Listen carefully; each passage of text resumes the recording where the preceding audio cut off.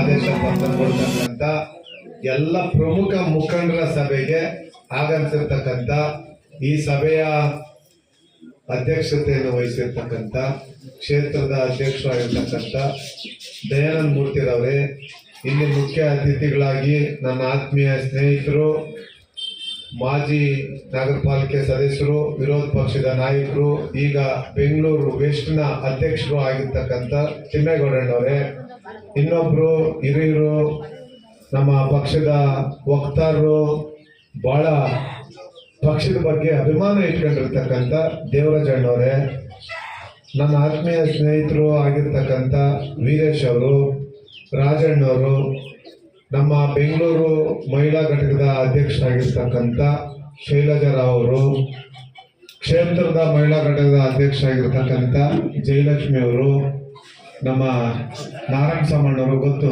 ಯುವಜನತಾ ದಳದ ಅಧ್ಯಕ್ಷರಾಗಿರ್ತಕ್ಕಂಥ ಸ್ಯಾಮ್ಯುಯಲ್ ಅವರು, ನಮ್ಮ ಚಂದ್ರೇಗೌಡರು ಇಲ್ಲ ಅಂದ್ರೆ ಸ್ವಲ್ಪ ಕಡಿಮೆ ಚಂದ್ರೇಗೌಡರು ಸ್ವಲ್ಪ ಲೇಟಾಗಿ ಬಂದರು. ಬಂದ್ಮೇಲೆ ಬಹಳ ಅಭಿಮಾನದಿಂದ ಹೆಚ್ಚು ಚಪ್ಪಾಳೆ ಹೊಡೆದಿದ್ದೀರಿ.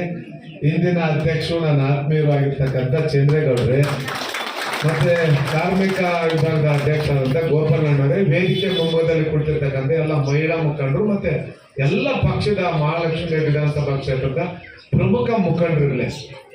ಈಗಾಗಲೇ ಯಶೋಧ ಅವರು, ನಾನು ಪ್ರತಿ ಬಾರಿ ಸಹ ಹೇಳ್ತಾ ಇರ್ತೀನಿ, ಮಹಾಲಕ್ಷ್ಮಿ ವಿಧಾನಸಭಾ ಕ್ಷೇತ್ರದಲ್ಲಿ ಯಾವುದಾದ್ರೂ ಒಂದು ಸಭೆ ಆದರೆ ಆ ಸಭೆಗೆ ಗಂಡು ಮಕ್ಕಳಿಗಿಂತ ಒಂದು ಹೆಜ್ಜೆ ಮುಂದಿಟ್ಟು ಅತಿ ಹೆಚ್ಚಿನ ಹೆಣ್ಮಕ್ಳು ಬರ್ತಾ ಇದ್ರು.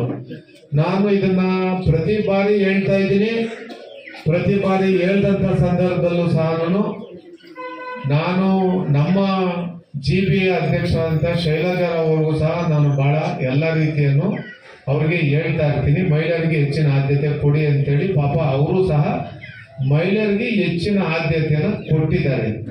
ಇವತ್ತು ಇಷ್ಟೆಲ್ಲ ಆದ್ಯತೆ ಕೊಟ್ಟ ನಂತರನೂ ಸಹ ಮಹಾಲಕ್ಷ್ಮಿ ವಿಧಾನಸಭಾ ಕ್ಷೇತ್ರದ ಹೆಣ್ಮಕ್ಳು ಬಹಳ ಕಡಿಮೆ ಸಂಖ್ಯೆಯಲ್ಲಿ ಬರ್ತಾ ಇದ್ದೀರಿ. ನೀವು ಮೊದಲು ಯಾವ ರೀತಿ ತಮ್ಮಲ್ಲಿ ಏನು ಹೊಂದಾಣಿಕೆ ಇತ್ತು, ಹೆಚ್ಚಿನ ಸಂಖ್ಯೆಯಲ್ಲಿ ಏನು ಭಾಗವಹಿಸ್ತಿದ್ರಿ, ಪೂಜ್ಯ ದೇವೇಗೌಡರು ಸಾಹೇಬರ ಅಭಿಮಾನಿಗಳಾಗಿ, ಪಕ್ಷದ ಅಭಿಮಾನಿಗಳಾಗಿ, ಕುಮಾರಣ್ಣವರ ಅಭಿಮಾನಿಗಳಾಗಿ ತಾವೇನು ಹೆಚ್ಚಿನ ಸಂಖ್ಯೆಯಲ್ಲಿ ಪಕ್ಷದ ಬಗ್ಗೆ ಅಭಿಮಾನ ಇಟ್ಕೊಂಡು ತಾವೇನು ಸಂಘಟನೆಗೆ ಒತ್ತು ಕೊಡ್ತಾ ಇದ್ರಿ, ಆ ಮಟ್ಟದ ಒಂದು ಹೊಂದಾಣಿಕೆ ಇತ್ತೀಚಿನ ದಿನಗಳಲ್ಲಿ ಕಾಣಿಸ್ತಾ ಇಲ್ಲ.